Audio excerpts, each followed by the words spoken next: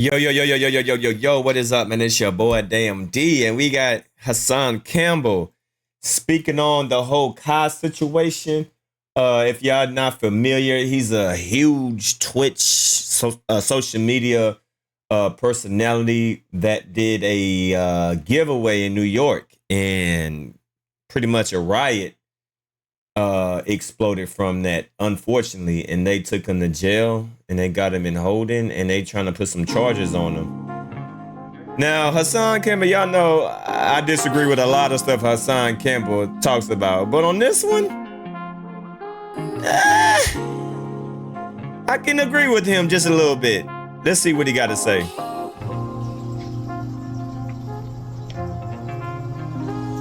Shall we begin?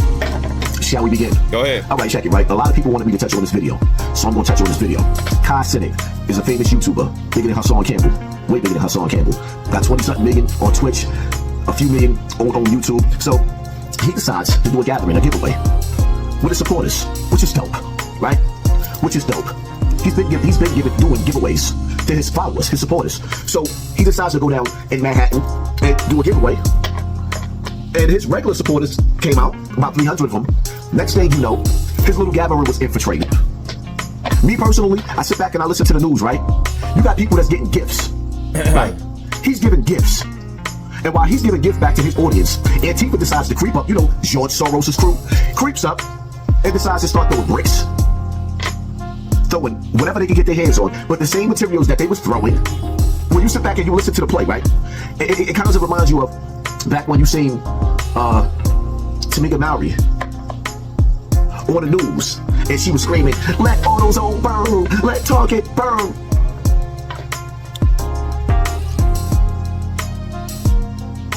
In her speech, you could tell that at that point in time, she really didn't know that Antifa was going to crash their protest and their march.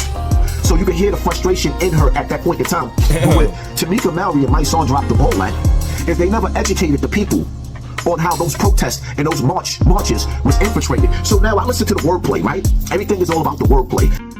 Now this part, I can see where he's going with this, because I just hear, right? I just hear that a lot of these protests, especially these black protests, when a major situation happens and there's a riot, it's never the locals. There's always outside people that come in and start these riots. And when you watch, different people do these interviews from the people that was actually at these protests that live in that area, they say that strange things are happening during these protests. Like the George Floyd and just a whole bunch of numerous of stuff. If you know, you know, right? A lot of times at these protests, allegedly, it seems like there are hired people that comes there to start chaos, to start these riots. It's not the people, because the people that's really there for, a peaceful protest, they are there actually trying to do what they wanted to do. But then when you watch these interviews of people at these protests that start a riot, they say that randomly there's bricks available that came out of nowhere. Randomly there's, these group of people that just come out of nowhere in mass that they never seen before. So I can understand where he's going with this a little bit. I can see where he's going with this. I listen to the wordplay of the news and how they sitting up there talking about this is too much power for influencers to be having. The problem is that people don't know that sometimes you have paid agitators that come out and infiltrate. And me personally, this is my opinion, and this is how I personally feel, that those were paid agitators who infiltrated his giveaway and destroyed what he was trying to do. Now, do I have proof? No. Do I fully agree? I don't fully agree, but I can see where he's going with this. I can see where he's going with this because I hear that this happens all the time, especially at these protests.